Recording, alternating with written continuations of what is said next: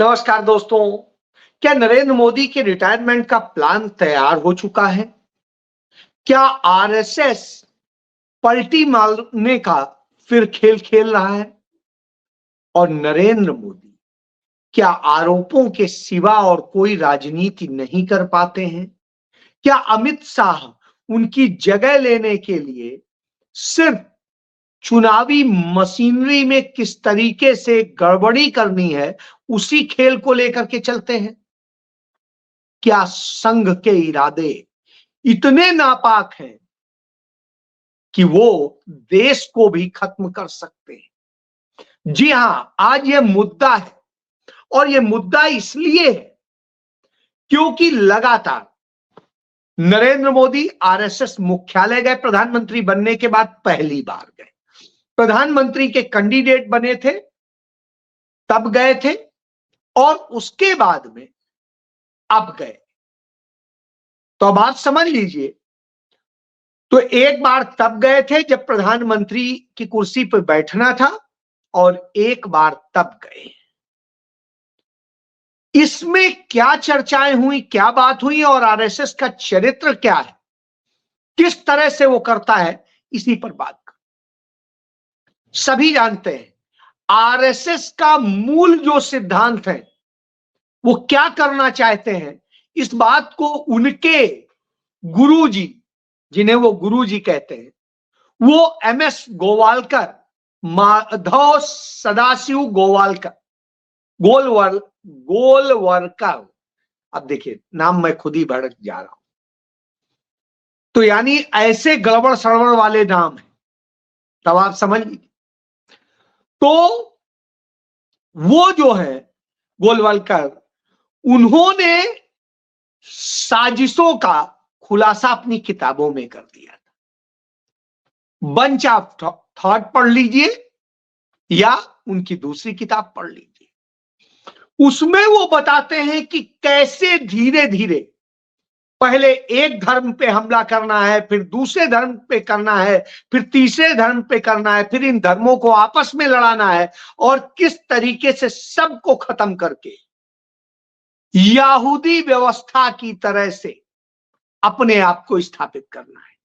और मैं बार बार बता चुका हूं कि आरएसएस है कौन। आरएसएस इजराइल जिनसे बना हुआ है, उन यहूदी, उन्हीं यहूदियों के उससे है। वही यहूदी जो भाग करके भारत में आए थे समुद्र तट पे, कोंकण के इलाके में, और वहां जब उन्होंने देखा कि यहां ब्राह्मणों का बड़ा महत्व है, तो अब हम कैसे उसमें खपे, तो खुद को कह दिया हम चित्पावन ब्राह्मण है। कौन है चित्पावन ब्राह्मण? कहां से आ गए? ब्राह्मणों में तो ये होते नहीं। इस तरह से करके इन्होंने राज सत्ता हासिल करने के खेल शुरू किए, और पेशवाज के साथ मिलकर के जो किया, और उसके बाद में आगे आगे आगे बढ़ते जो हो रहा है, वो आप देख, ये रूप बदलते हैं, यह भी हमने देखा। और इसका जिक्र मैंने किया था कि डॉक्टर राजेंद्र प्रसाद ने 14 मई 1948 को जो तत्कालीन गृह मंत्री सरदार वल्लभ भाई पटेल को चिट्ठी लिखी थी, उसमें बता दिया था कि कैसे आरएसएस के लोग, कुछ लोगों को आरएसएस के लोग मुस्लिम बन के, उनके कपड़े और दाढ़ी वाड़ी बढ़ा के उस तरह से, और कुछ कट्टर ब्राह्मण टाइप के अपने वेश में, और उसके बाद में उनके बीच में घुस जाएंगे। जो हिंदू का वेश रखेंगे वो हिंदुओं के बीच घुस जाएंगे, जो मुसलमान का रखेंगे उनके बीच घुस जाएंगे, और वहां से एक दूसरे पर हमले करेंगे, और उसके बाद में दंगे भड़क जाएंगे, और जाने क्या होगा। और उन्होंने इसकी तारीख भी बताई थी कि 15 जून को यह सब प्रस्तावित है, और हो गया दिल्ली। तो आप इससे समझ सकते हैं इस तरह का खेल करने वाला यह संगठन है।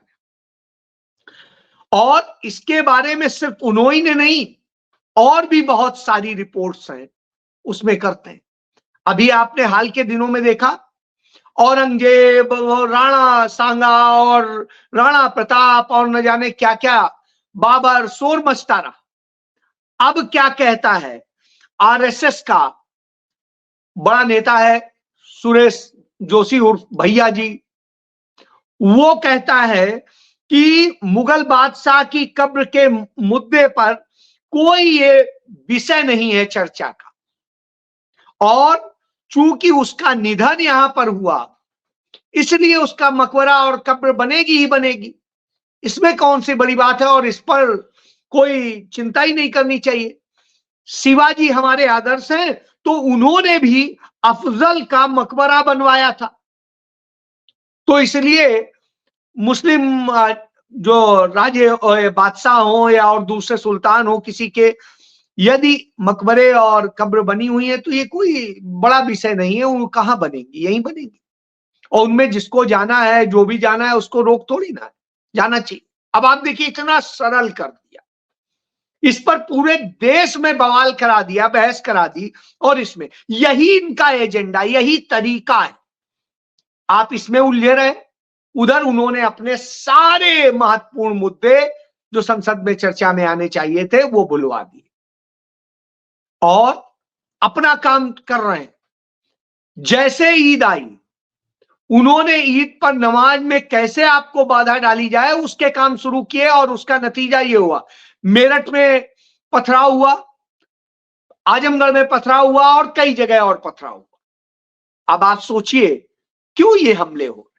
यही तो तरीका सिखाया, पहले ईसाइयों से लड़िए, फिर उसके बाद में मुस्लिम से लड़िए, सिखों को फिर वो करिए। सिखों का भी देख लीजिए, 1981 में हरबंस लाल खन्ना बीजेपी आरएसएस के नेता थे, विधायक रहे 3 बार।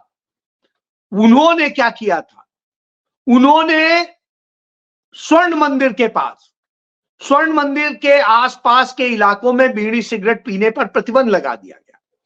तो उन्होंने, ये कांग्रेस ने किया, तो उन्होंने क्या किया, उन्होंने वहां पर रैली निकाली आरएसएस के लोगों के साथ और बीजेपी के साथ, और यह नारा लगाया, बीड़ी सिगरेट पिएंगे, शान से जिएंगे, और इस तरह से करके पूरा आंदोलित कर दिया। सिख उत्तेजित हो गया हिंदुओं के प्रति। बाद में जो आरएसएस खेल करता है कि जो बात लिखी थी डॉक्टर राजेंद्र प्रसाद ने, और उसके जवाब में जो है सरदार पटेल ने लिखा था, हाँ हमारे नॉलेज में है, और ये लोग अपने ही कुछ लोगों को मरवा करके एक क्रिएट करने की कोशिश कर सकते हैं। तो वही हुआ, और वहां उत्पाद भड़क गया, और इन सब का नतीजा क्या हुआ, बाद में हरबंस लाल खन्ना की हत्या कर दी है। अब उसको उन्हें शहीद बताते हैं और न जाने क्या क्या बताते हैं वो हरबंस लाल खन्ना। उसका नतीजा ये हुआ, हिंदू और सिख का एक विरोध हो गया, जो वहां परस्पर एक होके रहते थे। एक जमाने में गुरु नानक देव जी तो हिंदू ही थे और हिंदू संत थे, बाद में उसे सिख धर्म बनाया गया। तो अब आप समझ सकते हैं, तो इस तरह से खेल करके, और उन्होंने, और वो सूफी संत थे जिसमें सभी धर्म थे, उनके साथ मुस्लिम भी थे और ये भी थे। तो ऐसी स्थिति में कैसे उसको खत्म किया जाए, और उसका खेल किया गया, और फिर नतीजतन दंगे फसाद हुए, देश में अशांति पैदा हुई, सिख बदनाम किए गए, उन्हें खालिस्तानी और न जाने क्या क्या। क्यों नहीं आदमी कहेगा, जब उसके धर्म पे उस पर हमला होगा तो कहेगा हाँ हमें अलग देश दे दो, हमें अलग बना दो, ये कर दो। फिर कहेंगे आप ये अलगाववादी। यही कराया इन्होंने। खुद लाल कृष्ण आडवाणी ने अपनी किताब में लिखा कि माई कंट्री माई लाइफ में, कि इंदिरा गांधी स्वर्ण मंदिर पर सेना नहीं भेजना चाहती थी, नहीं करने को तैयार थी ऑपरेशन ब्लू स्टार, हमने उन्हें विवश किया, हमने इतना दबाव बनाया, और तब यह हुआ। उसके बाद दोषी कांग्रेस, इंदिरा गांधी मार दी जाती हैं। इंदिरा गांधी के मरने के बाद में दंगे फसाद किसने कराए, वह जैन जो उसका मुख्य कर्ता धर्ता था, वो अटल बिहारी वाजपेयी का चुनाव प्रभारी रहा था। और उसके अलावा जो 49 एफआईआर दर्ज हुई, उनमें आरएसएस बीजेपी के लोग थे जिन्होंने दंगे फसाद किए थे। उनके सारे मुकदमे अटल बिहारी वाजपेयी सरकार के दौरान, मदन लाल खुराना की दिल्ली में सरकार के दौरान, सरकार ने मुकदमे वापस ले लिए, मुकदमे वापस। अब आप समझ सकते हैं। तो यही इनकी साजिश होती है, वही ये करते हैं। तो अब ये कर रहे हैं। चलिए, अब इसके बाद में फिर इतिहास को खराब करते हैं, इतिहास को कुंठित करते हैं और उसमें गलत चीजें रखने की कोशिश करते हैं, छिपाने की कोशिश करते हैं, मैनिपुलेट करते हैं। कहीं कहेंगे अरे औरंगजेब ने तो अपने बाप को बंधक बना रखा था। तो राणा सांगा ने क्या किया था? अपने 3 भाइयों को मार करके सत्ता पर बैठा था। उनके राणा सांगा को जहर दे करके उन्हीं के परिवार ने मारा था और उसके बाद में दूसरे बेटे को सत्ता में बैठाया था। फिर जो उनका बेटा सत्ता में बैठा, उसने राणा प्रताप को तो नहीं बनाया था राजा। तो जो भाई को राजा बनाया, उस भाई को मार करके राजा बने थे राणा प्रताप। क्या कहेंगे? और ये एक नहीं, ऐसे तमाम इतिहास, तमाम ने अपने भाइयों को मारा, अपने बाप को मारा और सब कुछ। बिंदुसार की हत्या की गई थी, तब बने थे।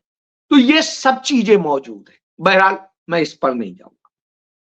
तो ये इस तरह से जहर बोते हैं और इतिहास को विकृत करने की कोशिश करते हैं, मैनिपुलेट करने की कोशिश करते हैं। तो इसी पे आता, इस पर कांग्रेस पार्टी की सीएलपी लीडर सोनिया गांधी ने चिट्ठी लिखी है सरकार को, प्रधानमंत्री को, और कहा है कि शिक्षा नीति में जिस तरीके से आप एजेंडा चला रहे हैं और बर्बाद कर रहे हैं, उससे आप असल में बच्चों का भविष्य बर्बाद कर रहे हैं। बच्चों का भविष्य हर तरह से बर्बाद करने की साजिश भाजपा ने रखी। आपको रोजगार मिलेगा नहीं, तमाम चीजें बर्बादी में जाएंगी, आपको कर्ज में ढकेल दिया जाएगा। इस देश की महिलाएं अपना पैसा, घर चलाने के लिए पैसे के लिए अपने जेवर गिरवी रखेंगी, गोल्ड लोन लेंगी और इस तरह से करके और फिर तमाम सारे में जब्त हो रहे हैं क्योंकि पैसा वापस नहीं कर पा रहे। इस तरह की स्थिति है।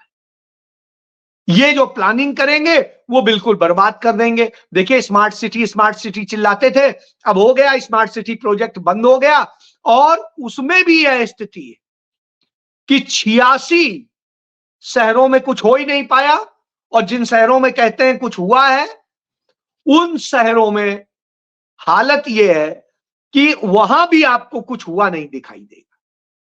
मैं ऐसे ही स्मार्ट सिटी में बैठ के आपसे बात कर, यह हालत है, बर्बाद कर दिया गया और लूट हो गई लाखों करोड़ों रुपए की। तो वह लूटने का काम हुआ। चलिए, तो ये शिक्षा को बर्बाद करते हैं। इसमें शिक्षा का केंद्रीयकरण करने की नई शिक्षा नीति में साजिश रची गई है, क्योंकि जो मैंने कहा, एमएस गोवालकर ने, इनके गुरुजी ने अपनी किताब में लिखा है, केंद्रीयकरण होना चाहिए, गणराज्य नहीं होना चाहिए भारत। जबकि भारत सदैव से, आदिकाल से गणराज्य है। यह इसे केंद्रीकरण की बात कर, वही बात देखिए, घूम के वहीं आ जाते हैं, वही एजेंडे। फिर व्यवसायीकरण करते हैं शिक्षा का। तो शिक्षा का इस तरह व्यवसायीकरण नहीं होता है, उसे आम जन तक कैसे पहुंचाया जाए और कम से कम पैसे में व्यक्ति शिक्षा ग्रहण करके योग्य बने, वैश्विक स्तर के ज्ञान से युक्त हो, जिससे वो भारत में ना हो तो दुनिया में सब जगह स्थापित हो और वो भारत के ब्रांड एम्बेसडर ताकत के तौर पे तमाम देशों में हो। तीसरा, सांप्रदायिकता को बढ़ावा देने का। तो ये 3 चीजें सोनिया गांधी ने कही कि 3C है, एजेंडा है बीजेपी का। तो 3C एजेंडा, तो सेंट्रलाइज करना, कमर्शियल बनाना और कम्युनल बनाना, और यह है। और इसको लेकर के केंद्र सरकार से उन्होंने कहा, और ये केंद्र सरकार इसको करके बच्चों का भविष्य अपने स्वार्थ के लिए बर्बाद कर रही है। तब आप समझ सकते हैं। तो प्रधानमंत्री के पास बताने के लिए तो कुछ नहीं है और खुद की विदाई की स्थिति बन रही है। अब होगी विदाई, नहीं होगी मुझे नहीं पता, मेरा आरएसएस में कोई कनेक्शन नहीं है ऐसा कि बताऊं।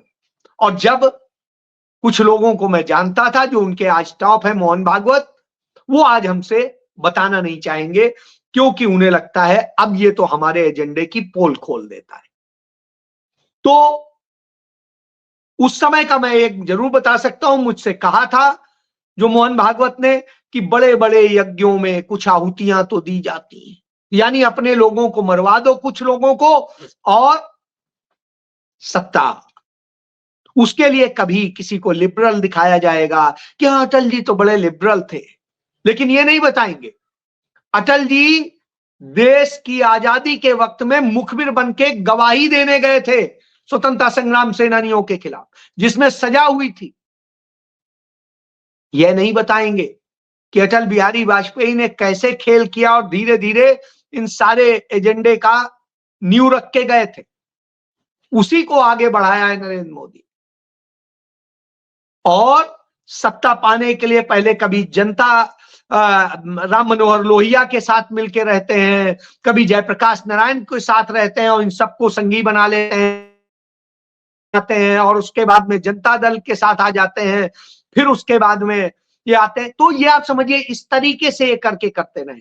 नीतीश कुमार का भी आप देख सकते हैं। तो यही सब है और यही इसकी उपज कौन थे, इन्हीं सब की उपज थे तमाम सारे समाजवादी जो अपने आप को कहते हैं। तो ये अब बिलासपुर में नरेंद्र मोदी कहते हैं कांग्रेस सरकार में खूब घोटाले हुए, ये हुए, आज तक एक चीज को निकाल नहीं पाए, एक घोटाला नहीं निकाल पाए। 11 साल पूरे हो रहे हैं तो 11 साल में एक घोटाला नहीं निकाल पाए, एक घोटाले में सजा नहीं करा पाए। राहुल गांधी, सोनिया गांधी, प्रियंका गांधी, रॉबर्ट वाड्रा किसी के खिलाफ एक चार्जशीट नहीं कर पाए। क्या कहानी बता रहे? सिर्फ झूठ बोलना है, झूठ बोलना है और झूठ बोलना है। तो साहब ये नफरत फैलाने, झूठ बोलने की राजनीति, जबकि सबसे ज्यादा भ्रष्टाचार इन 10-11 सालों में पनपा है। जहां जहां डबल इंजन की सरकार है देख लीजिए। फिर अमित शाह, चुनाव का माहौल बन रहा है बिहार में, तो वहां जा रहे हैं और वहां कहते हैं कि लालू को लाज नहीं, गाय का चारा खा गए। और जब ये कहते हैं और कहते हैं कि सिर्फ अपने परिवार को उन्होंने सेट किया और एनडीए सरकार बनाइए, बिहार को बाढ़ मुक्त कर देंगे और ये कर देंगे, तो साहब एनडीए की सरकार नहीं है बिहार में, पिछले 20 सालों से वहां एनडीए की ही सरकार। और उसके पहले जब पहली बार 1989 में नीतीश कुमार मुख्यमंत्री बने थे तब भी एनडीए के सहयोग से बने थे। देश में जब सबसे पहली बार गैर कांग्रेसी सरकारें बनी थी तो उनमें एक बिहार भी था, उत्तर प्रदेश भी था। वही राज्य इस देश के सबसे बदतर हालत में है जिन राज्यों ने उस समय 1967 में कांग्रेस का साथ छोड़ा था, उन्हीं की हालत सबसे खराब है, सबसे बुरी दशा में, क्योंकि उस एजेंडे में आप फंसे और बर्बादी में आ गए। तो साहब इतने साल से सरकार है, क्या कर रहे हैं? 20 साल से एनडीए की ही सरकार। नीतीश कुमार आप ही के सहयोग से रहे, बीच में कुछ दिन भले रहे हैं इनके, नहीं तो सब यही रहे। और नीतीश कुमार 9वीं बार ले चुके, 9वीं बार मुख्यमंत्री है। अब आप बताइए, और हर बार एक बार को छोड़ के हर बार बीजेपी के ही साथ। पूरे खेल को समझ लीजिए, ये साजिशों की पार्टी है, साजिशों का संगठन है, क्योंकि इसका मूल संगठन आरएसएस साजिशों से जन्मा है। और एमएस गोवालकर की किताब पढ़िए, जान जाइएगा ये कितनी बड़ी बड़ी साजिशें कर रहे हैं, जिससे आपका, आपके बच्चों का, सबका भविष्य बर्बाद हो जाए और आप लोग इनके गुलाम बन के रहो। वैचारिक रूप से ये आपको पंगु कर देते हैं, बर्बाद कर देते हैं। यह बात भी लिख करके गए हैं सरदार वल्लभ भाई पटेल। ये पढ़ लीजिएगा, हिंद के सरदार, समझ जाए। जय